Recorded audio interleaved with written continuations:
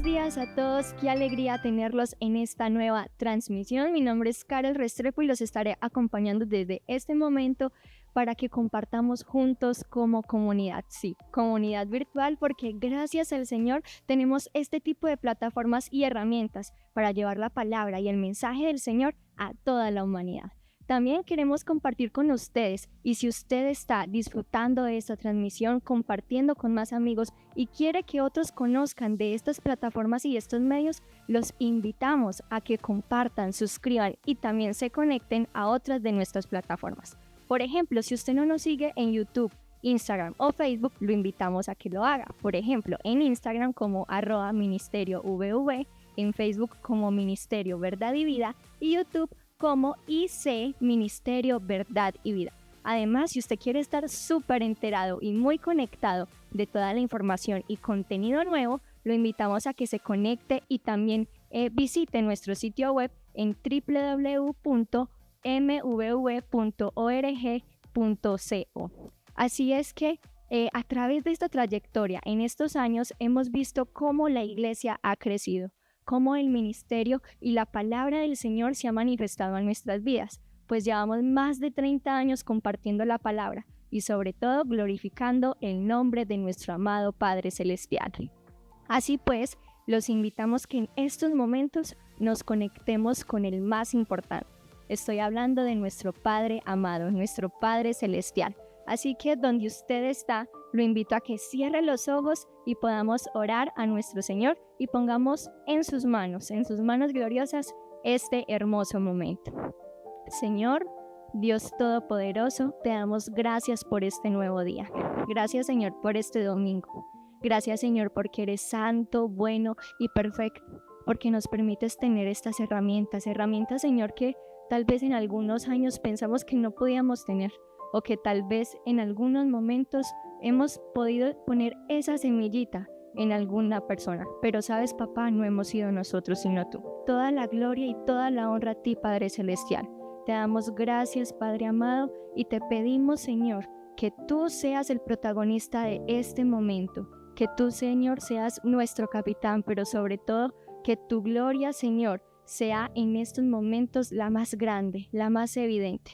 Que le des palabras de vida, palabras de amor e incluso de exhortación si es necesario al pastor para con nosotros, y que podamos, Señor, vivir en estos momentos con nuestra comunidad virtual un avivamiento glorioso, un avivamiento lleno de ti, para tu plenitud y para tu gloria, Señor. Amén. Dios les bendiga, gracias por conectarte acá y esperamos que este tiempo la palabra de Dios hable tu corazón. Así que vamos a orar para que este espacio sea direccionado por Él. Oremos. Amado Señor, damos gracias a ti. Damos gloria a tu nombre, Señor, porque tú permites que tu palabra, que tu verdad sea difundida, Señor, a través de todos los medios y canales, Señor, posibles. Y de esta manera, Señor, que tu verdad sea impactando los corazones de cada hombre y mujer. Yo te pido, Dios, que hoy lo que tú vas a hablar en nuestras vidas, Señor, sea un fortalecimiento para saber cómo afrontar los momentos difíciles, los momentos de sufrimiento, cómo afrontarlos a través del ejemplo de Jesucristo. Yo te pido, Señor, que mi vida, mi voz sea, Señor, instrumento útil para tus manos y para tu gloria, y que cada una de las personas que oirán y verán ese mensaje sean impactadas por tu verdad. En el nombre de Jesús. Estamos en un tiempo de compartir, de dar gracias, y el tema que la palabra de Dios nos va a hablar hoy es acerca de un gracias muy atípico, que no es muy común. Dar gracias por el sufrimiento. ¿Tú darías gracias a Dios por una situación de sufrimiento? Pues vamos a ver a través del ejemplo de Jesús cómo afrontar las situaciones difíciles de sufrimiento que llegan a nuestras vidas. Pero a mí siempre me gusta introducir los sermones, en la mayoría de los casos, con una película. Me encanta ver películas. Una de las cosas que más disfruto es después de una jornada de trabajo, después de la iglesia, por ejemplo, un domingo, después de la mañana estar en la congregación, disfrutar del almuerzo, hacer una siesta, levantarme y ver películas con mi familia, tirarme al piso, colocar una buena película, comer, eso sí, y poder disfrutar de este espacio. Y una de esas películas muy recomendadas para que lo veas en casa, y si ya la has visto vas a tener la misma conexión conmigo, es Inquebrantable, dirigida por Angelina Jolie y estrenada en el 2014.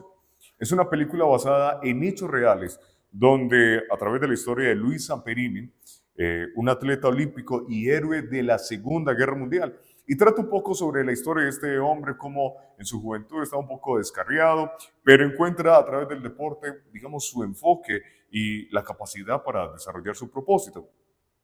Y todo va a cambiar o se va a presentar un gran desafío en el año de 1943, cuando este hombre estaba al bordo de un bombardero de la Fuerza Aérea de los Estados Unidos, en plena Segunda Guerra Mundial, esta guerra entre Estados Unidos y Japón. Y Luis iba en este avión y son derribados. Caen a alta mar y sobrevive él y dos compañeros. Y adivinen qué, pasan en una balsa 47 días, una cosa impresionante. Yo estuve en el mar, gracias a Dios he podido visitar el mar, y estuve cuando lo mandan a uno con el gusanito, no sé si lo identifican, esta banana o inflable que te llevan y te tiran al medio del mar, y la sensación es bastante, ¿cómo decirlo?, llamativa, o genera mucha zozobra, inquietud, y me parece confrontante porque estos hombres duraron 47 días enfrentándose a deshidratación, hambre y también ataque de tiburones, una cosa tremenda. Pero los rescatan, y adivinen quién los rescata: las fuerzas militares japonesas. Y allí vive otro periodo, otros años de sufrimiento física, psicológica, a través de los guardas o el régimen que tenía a estos hombres. Lo tremendo de esta historia es que fue un hombre que pasó diferentes circunstancias y encontró a través de la fe en Cristo, la fortaleza para poder perdonar a esos hombres y poder sanar su corazón. Esto es el caso de una vida real, llevado a la pantalla grande, a la película. Afrontando el sufrimiento. ¿Cómo afrontó el sufrimiento? A través de la resistencia, de la supervivencia. Pero tú y yo, ¿cómo debemos de afrontar el sufrimiento? ¿O cuál es la perspectiva bíblica que debemos de tener acerca de cómo debemos de afrontar el sufrimiento y darle gracias a Dios por esto y por el ejemplo que hoy vamos a ver? Así que vamos a ir a Mateo capítulo 26, versículos 36 al 46. Mateo 26, 36 al 46. Yo lo voy a leer en versión Biblia de las Américas. Entonces Jesús llegó con ellos a un lugar que se llama Getsemaní y dijo a sus discípulos: siéntense aquí, mientras yo voy allá y oro. Y tomando con él a Pedro y a los dos hijos de Zebedeo, comenzó a entristecerse y angustiarse. Entonces les dijo: mi alma está muy afligida hasta el punto de la muerte. Quédense aquí y velen junto a mí. Qué hermoso eso. Versículo 39, y adelantándose un poco, cayó sobre su rostro, orando, diciendo, sobre su rostro, Padre mío, si es posible, que pase de mí esta copa, pero no sea como yo quiero, sino como tú quieres. Entonces vino Jesús a los discípulos y los halló durmiendo y dijo a Pedro: ¿con que no pudieron velar una hora junto a mí? Velen y oren para que no entren en tentación. El espíritu está dispuesto, pero la carne es débil. Apartándose de nuevo, oró por segunda vez diciendo: Padre mío, si esta copa no puede pasar sin que yo la beba, hágase tu voluntad. Vino otra vez Jesús y los halló durmiendo, porque sus ojos estaban cargados de sueño. Versículo 34, y dejándoles de nuevo se fue y oró por tercera vez y dijo otra vez las mismas palabras. Entonces vino a los discípulos y les dijo: ¿todavía están durmiendo y descansando?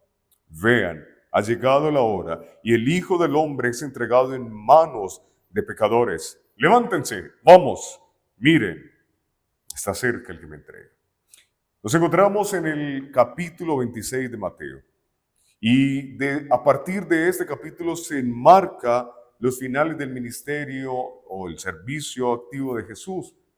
Porque desde ahí, desde ese capítulo, a través del Evangelio de Mateo, se van a marcar su camino hacia la muerte y hacia la resurrección. Y en esos primeros versículos del capítulo 26, estamos viendo que había un complot entre los sacerdotes y los ancianos del pueblo judío para arrestar y matar a Jesús.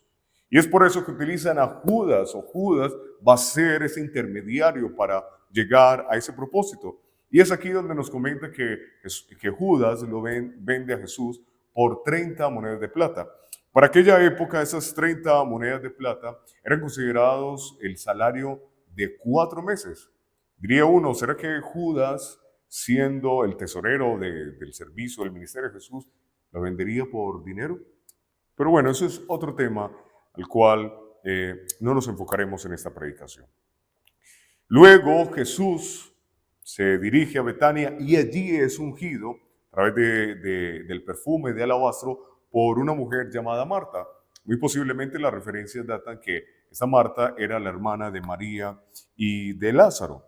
Luego Jesús, en su servicio incansable, porque sabía que llegaba su hora, continuó, y es donde nos encontramos con el bello cuadro de la última cena, donde allí Jesús establece como mandato que cada vez que se reúnan, se celebre la cena.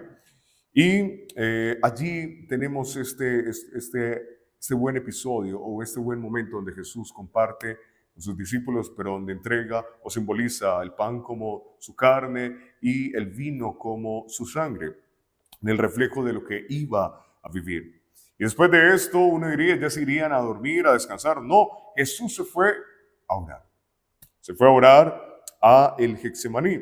Y esto, la ubicación geográfica es en el valle de Cedrón, junto al monte de los Olivos. Allí había un huerto llamado Getsemaní.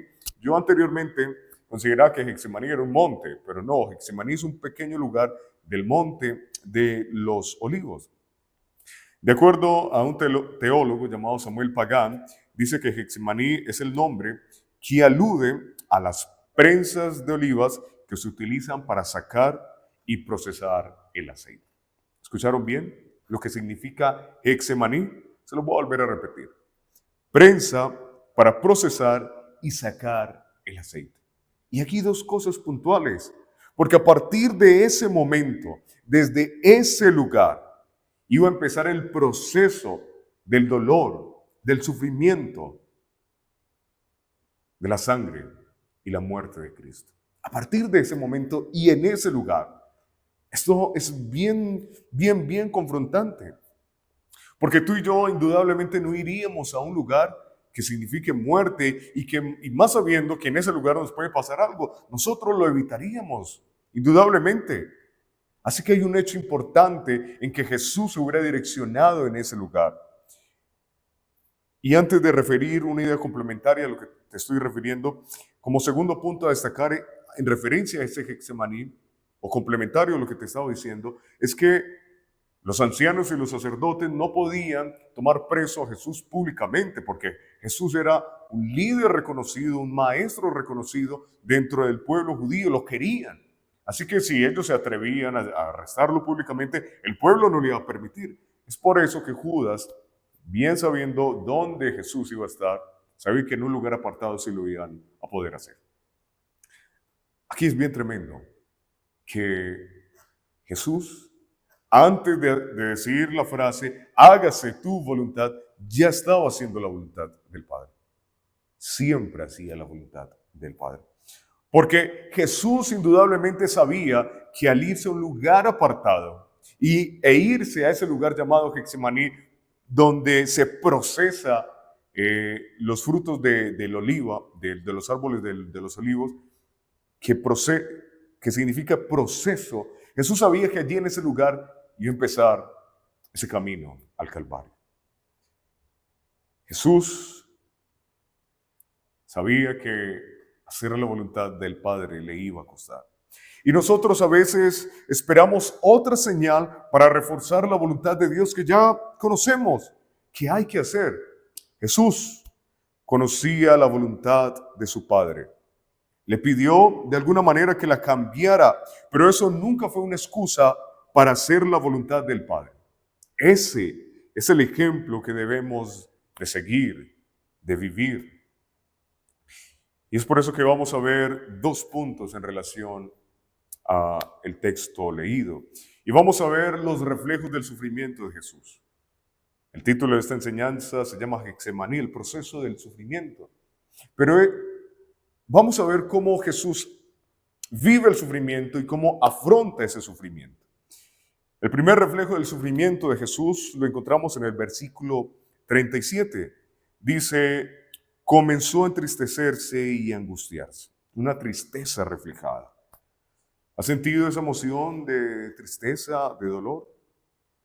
Pues yo podría decir, como interpretación propia, pero que lo avalo de cierta manera con algunos datos, es que la tristeza mal gestionada está llevando a las cifras que vamos a ver a continuación. Yo le llamo la gran epidemia del siglo.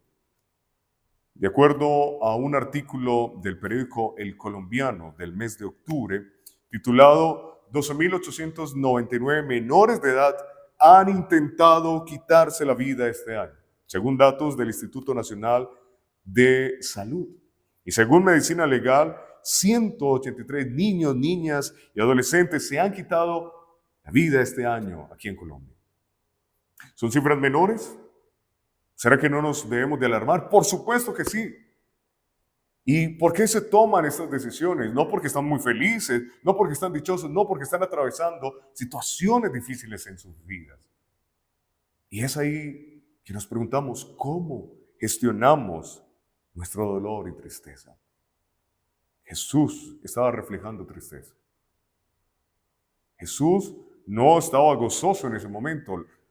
El versículo 37 lo enmarca. Comenzó a entristecerse y a angustiarse. De acuerdo a la Clínica Universidad de Navarra, en España, médicamente la tristeza es una emoción humana básica, natural. Jesús, como 100% hombre y 100% Dios, sentía como cualquier otro ser humano, se entristecía como cualquier persona de manera natural.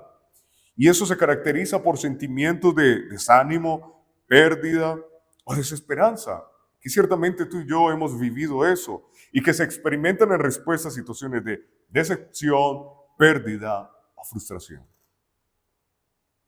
Sentimientos que hemos atravesado. Y según la medicina, estos eventos se dan postraumáticos, o sea, viene a ti la situación y tú reaccionas a ello.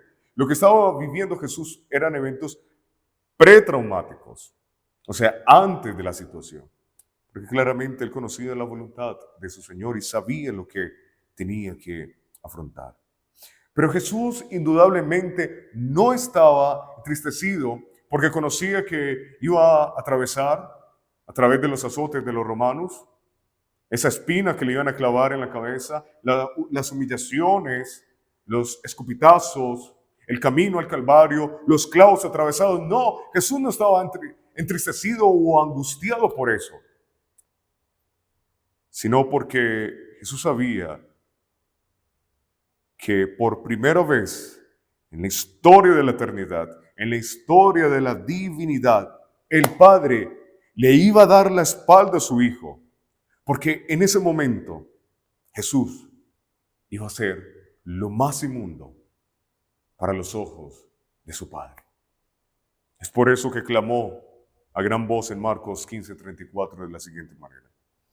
Y a la hora novena Jesús clamó a gran voz diciendo, Eloí, Eloí, lama sabactani, que traducido es, Dios mío, ¿por qué me has desamparado? En ese primero y único momento en la historia de la eternidad, Jesús era lo más inmundo que el Padre pudiese ver. Porque ahí Jesús estaba cargando con los pecados del pasado, del presente y del futuro de toda la raza humana. Nuestra culpa y dolor, nuestra sentencia, Jesús la estaba cargando. Porque el Padre, Dios Santo, tenía que satisfacer su ira a través del sacrificio y la muerte que solo Jesús podía hacer. Martín Lutero también lo va a expresar de la siguiente manera. Nunca podremos entender la profundidad de este clamor. Jesús experimentó el verdadero abandono, no porque Dios no la amara, sino porque en ese momento Él cargó con toda la ira y el juicio que merecíamos. Este grito muestra el peso del pecado y el costo de nuestra redención. Juan Calvino también lo refiere de la siguiente manera: Cristo, al clamar en la cruz, muestra el dolor extremo de una humanidad separada de Dios. En este abandono cargó con nuestra separación para reconciliarnos. Su desolación fue la base de nuestra esperanza. Qué hermosa esa frase. Y es por eso que les decía al inicio, estamos en un tiempo de agradecer, pero entender el sufrimiento como una acción de agradecimiento. Pues a través de esto, tenemos que tener un corazón tan agradecido por la obra de Cristo, que su sufrimiento, como le dice Juan Calvino, fue la base de nuestra esperanza. En esos reflejos de sufrimiento, vemos la sangre reflejada de Jesucristo. Versículo 38, mi alma está muy afligida hasta el punto de la muerte. Son expresiones que no lo dice cualquier persona por alguna situación menor, no. Jesús estaba afrontando una situación altamente, como lo acabamos de referir. Y Lucas, como de profesión era médico, va a ampliar un poco más ese panorama. Capítulo 22, versículo 44. Y estando en agonía, oraba con mucho fervor y su sudor se volvió como gruesas gotas de sangre que caían sobre la tierra. Esto no es una expresión literaria para romantizar o generar mucho más poéticamente lo que estaba viviendo Jesús. No, eso científicamente se puede dar. De acuerdo al Tecnológico de Monterrey, en su artículo Hematohidrosis y Hemolocría, una patología detrás de una divinidad, expresa lo siguiente. Hematohidrosis se ha descrito como una dilatación de los capilares, así como la filtración de los glóbulos rojos alrededor de los folículos de la piel y del pelo. No es un mecanismo habitual y solamente se tienen 100 registros o 100 casos registrados de la literatura y la medicina. Y estos eventos se pueden dar como consecuencia, oigan bien, de enfrentar la muerte o alguna situación de estrés extremo. Una pregunta para tu corazón. Indudablemente todos hemos vivido situaciones de estrés, de dolor, de angustia, pero ¿has llegado al punto de vivir o experimentar sudar gotas de sangre? Julián, pero es que todos vivimos de manera diferente el sufrimiento, es cierto, pero lo que nos muestra este panorama es que Jesús entiende profundamente nuestro dolor. Muy posiblemente hemos dicho expresiones como nadie sabe lo que estoy sintiendo. Es verdad, una persona humana no sabrá qué puedas estar sintiendo, aunque pueda tener un caso similar al tuyo. Pero el único que profundamente sí va a comprender nuestro dolor, tanto externo como interno, es Jesús. Porque Él experimentó el mayor abandono de todos. Porque Él estaba llevando de manera inocente una culpa que no era de Él. Por eso no hay dolor humano que nuestro Dios no comprenda. Escuchen bien, no hay dolor humano que nuestro Dios no comprenda. No hay situación que esté por encima de lo que vivió Jesús en la cruz del Calvario. Seguimos viendo que ese reflejo de sufrimiento tiene una rendición reflejada. En el versículo 39, y adelantándose un poco, cayó sobre su rostro y expresó: Padre mío, si es posible, que pase de mí esta copa. El reflejo del sufrimiento de Jesús lo llevó a caer de rodillas. Y esto siempre será un simbolismo de rendición, donde ya no se tiene fuerzas y se está totalmente rendido. Lo que estaba viviendo Jesús era una alta aflicción. Y eso lo llevó a rendirse, a saber que en sus fuerzas no podía. Y eso es algo que tú y yo indudablemente tenemos que reflexionar. ¿A dónde acudimos en medio del sufrimiento? ¿Será que nos rendimos?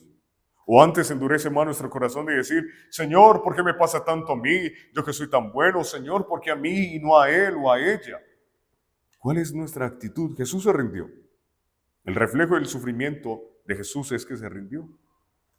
Y cuando expresa, pasa de mí esta copa, la expresión de la copa en la época de los reyes o de las monarquías, de los imperios, la expresión de la copa o el reflejo de la copa simbolizaba varias cosas. Una de ellas, abundancia, gloria, poderío. Cuando la copa estaba a rebosar, mostraba la grandeza de este rey. También esas copas se utilizaban para ungir con aceite a nuevos reyes, pero también, y en este caso en específico, esa copa era cuando los reyes querían derramar su ira o su furor contra sus enemigos. Esa fue la gran aflicción de Jesús, que el Padre lo iba a ver por primera vez y única vez con ira, la cual derramó. ¿Estamos viendo todo ese proceso? Este reflejo de sufrimiento de Jesús. ¿Será que volveremos a decir, después de escuchar esto, que nadie me comprende o nadie sabe lo que yo estoy viviendo? Se ha ido. Ahora tenemos que mirar cómo Jesús se fortaleció para afrontar ese sufrimiento. Y creo que es sumamente importante saber cómo Jesús afrontó el sufrimiento. Y el primero es que la oración fue el pilar para el sufrimiento. Oración para el sufrimiento. En el versículo 36 de Mateo 26, y dijo a sus discípulos, siéntense aquí mientras voy allá y oro. La palabra oración o los derivados de esta palabra que se conectan en este texto que acabamos de leer, se ve 8 veces. 5 de ellas de palabras directas, oración o conjugación de orar, y 3 de ellas a través de una derivación de la palabra velar, que significa estar despiertos, pero no estar despiertos de cualquier manera, sino estar despiertos orando. Entonces vemos que cuando hay una repetición continua en un texto, es porque hay un énfasis allí, es porque hay que prestar atención y porque el autor nos está direccionando hacia este propósito. Entonces vemos que la importancia acá vital de la oración en la vida del creyente en cada uno de los ámbitos, pero sobre todo en las instancias de sufrimiento. Indudablemente, no hay fórmulas mágicas, no hay recetas caseras, no hay mayor manera y prioridad que afrontar cualquier situación a través de la oración. Pregunta para tu corazón. ¿Cuánto tiempo, escúchame bien, cuánto tiempo de las 24 horas la dedicas a la oración? O mejor dicho, yo me coloco ahí, indudablemente, la dedicamos a la oración. Y creo que nos avergonzaríamos al decirlo. ¿Cuánto tiempo pasamos en oración con nuestro Señor? Esto me confronta a mí, indudablemente. Porque Jesús no solamente lo vemos acá, que afrontó el sufrimiento o se fortaleció para afrontar el sufrimiento a través de la oración, sino que era un hombre de oración. Los evangelios lo reflejan en varios momentos que siempre se iba a orar en las mañanas o en las noches, antes de iniciar su servicio o después de terminar su servicio. Mateo 14:23, Marcos 6:46, Lucas 6:12. Es impresionante cómo Jesús nos muestra la vitalidad o la importancia de la oración en la vida del creyente. Él era Dios y no tenía, diría uno, no tenía la necesidad de orar porque estaba en plenitud, pero estaba en un cuerpo humano. Jesús sabía en el cuerpo que estaba y sabía que indudablemente necesitaba de la oración.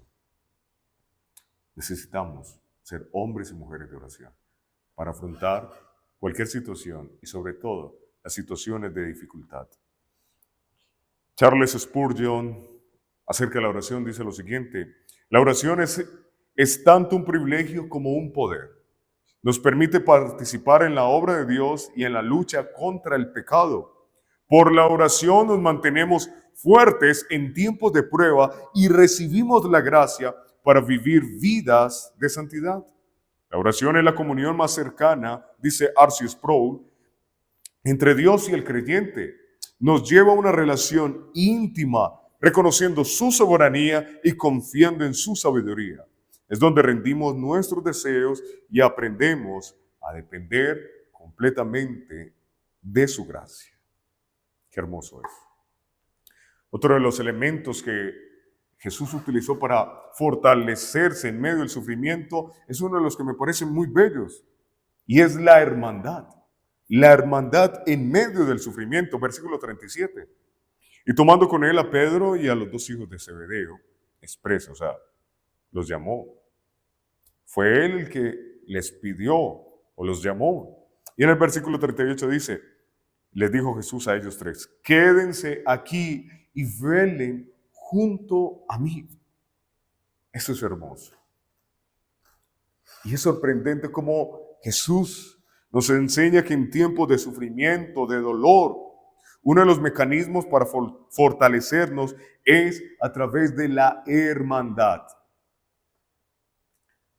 No es solo pedirle a Dios mediante la oración como principio fundamental, sino también ser vulnerables con aquellos hermanos que de manera genuina, llena de amor y sabiduría te van a apoyar, te van a fortalecer y no te van a juzgar.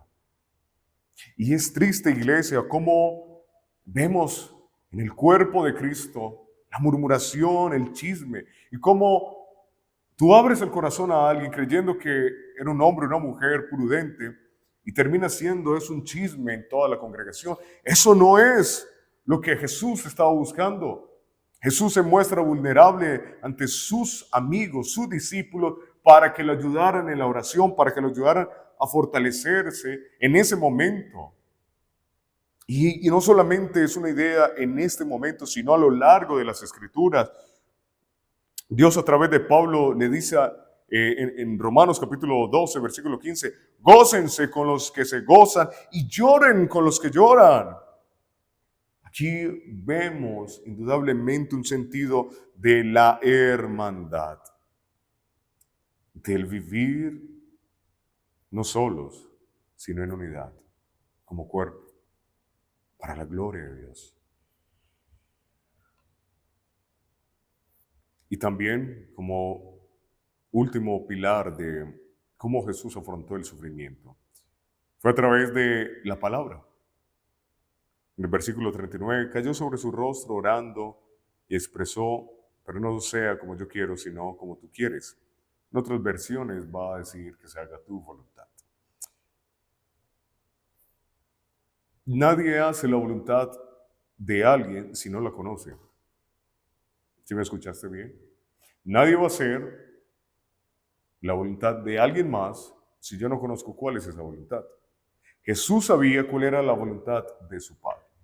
La manera en que tú y yo conocemos la voluntad de Dios es a través de su palabra.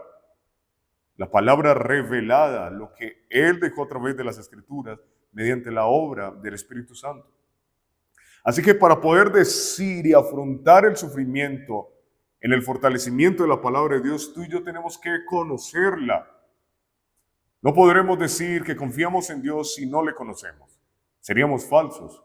Pero si decimos confiar en Dios es porque creemos, de acuerdo a lo que vemos en su palabra, que Él es un Dios bondadoso, amoroso, perdonador, protector, proveedor, Dios de ira, Dios de santidad, Dios creador. Y esos atributos que acabo de expresar son atributos que nos muestra la Biblia, y tú y yo tenemos que ser hombres y mujeres también, o sea, no solo de oración, sino también combinados a través de la oración, de conocerle a Él.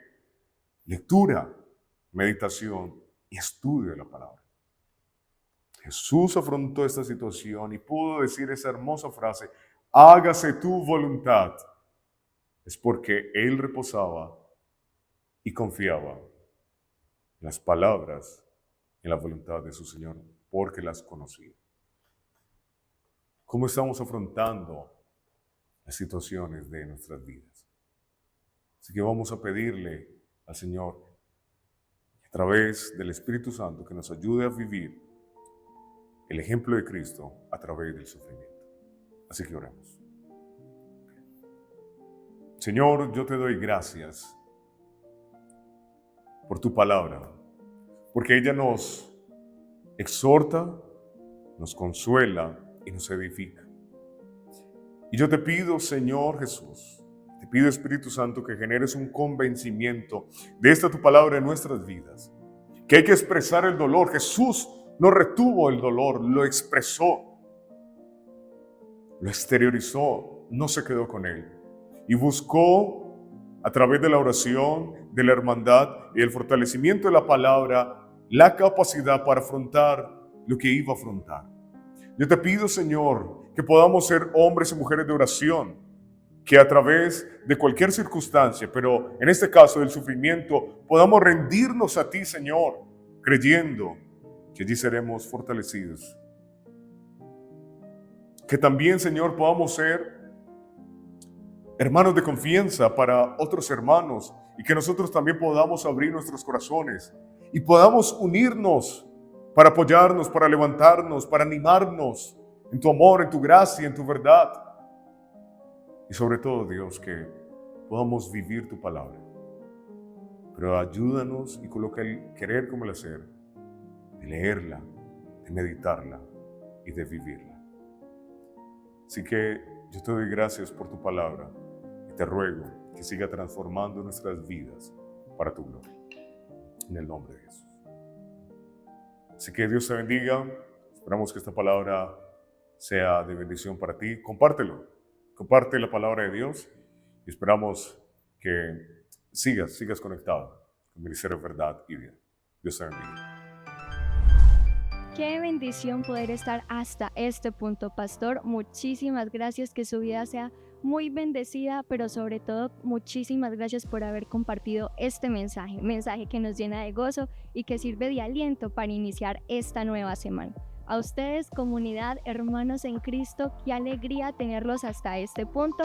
Los invitamos a que continúen en toda nuestra programación. Recuerden que tenemos un contenido muy variado, pero sobre todo contenido del cielo, traído para ustedes para glorificar a nuestro Padre amado. Chao, chao.